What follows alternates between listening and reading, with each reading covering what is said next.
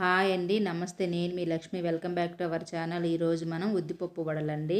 ఎంతో హెల్దీ అయిన ఉద్దిపప్పు వడలు.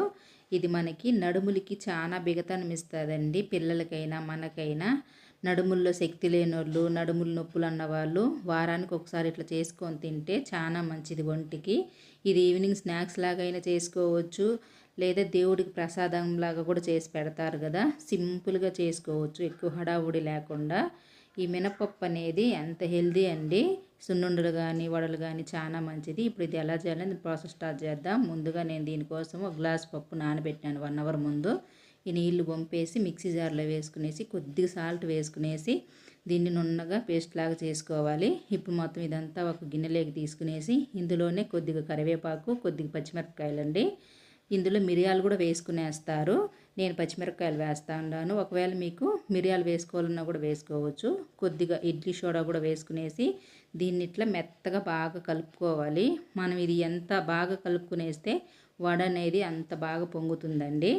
ఇట్లా మొత్తం బాగా కలుపుకునేసి దీన్ని పక్కన పెట్టేసి స్టవ్ మీద ఆయిల్ పెట్టుకునేద్దాం. దీనికి సరిపడేంత నూనె బాగా ఏడెక్కిన తర్వాత దాన్ని సిమ్లోకి మార్చుకునేసి ఇలా ఒక్కొక్కటిగా వేసుకునేద్దాం. ఇప్పుడు ఎలా తట్టాలని కూడా చూపిస్తూ ఉన్నాను కదా. ఇలాంటి నూనె పేపర్ ఒకటి తీసుకునేసి చేతికి కొంచెం తేమ అంటుకునేసి ఇట్లా తట్టుకోవాలి.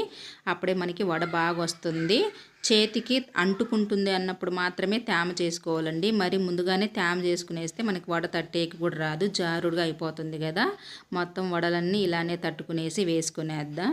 మనకి వంట వీడియోలు ఏ వీడియో అయినా కానీ చేసేప్పుడు స్కిప్ చేయకుండా చూసినారంటే మీకు అది ఈజీగా ఉంటుందండి. ఫస్ట్ టైం చేసే వాళ్ళైనా ఈజీగా నేర్చుకునేస్తారు, లేదా వంట వచ్చిన వాళ్ళు కూడా ఏది మిస్ అవ్వకుండా చూసినారంటే మీకు అన్నీ కరెక్ట్గా వస్తాయి. కాబట్టి స్కిప్ చేయకుండా ఫుల్గా చూడండి. ఇప్పుడు మొత్తం వడలన్నీ ఇట్లా వేసుకునేసి అన్నీ కాల్చుకునేసి పక్కకు తీసుకునేద్దాం.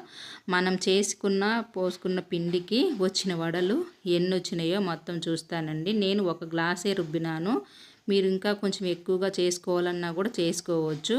ఈ వడలు అనేది సండే పూట నాన్ వెజ్ తెచ్చుకునేసి ఇలా వడ చేసుకొని తింటే కూడా చాలా బాగుంటుంది. కావాలంటే ఎప్పుడైనా ఒకసారి మీరు సండే అప్పుడు ఇలా వడ చేసుకొని నాన్ వెజ్లో తిని చూడండి. చాలా బాగుంటుంది, సూపర్ టేస్టీగా. ఒకసారి ట్రై చేసి చూడండి కావాలంటే. మొత్తం నేను తీసుకున్న ఉద్దిపప్పుకి వచ్చిన వడలండి ఇవి. ఎన్ని వచ్చినాయో అన్నీ మొత్తం ఇక్కడ చూపిస్తూ ఉన్నాను. ఎంతో ఈజీగా చేసుకోవచ్చు. మనము లోపల వరకు పిండి బాగా కాలిపోయి క్రిస్పీగా ఉంటుందండి వడ.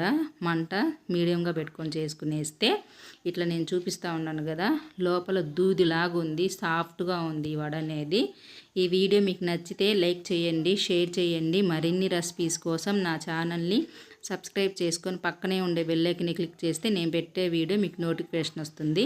ఇది మీరు కూడా ఒక్కసారి ట్రై చేసి మీకు ఎట్లా వచ్చిందో కింద కామెంట్లో ఖచ్చితంగా షేర్ చేయండి.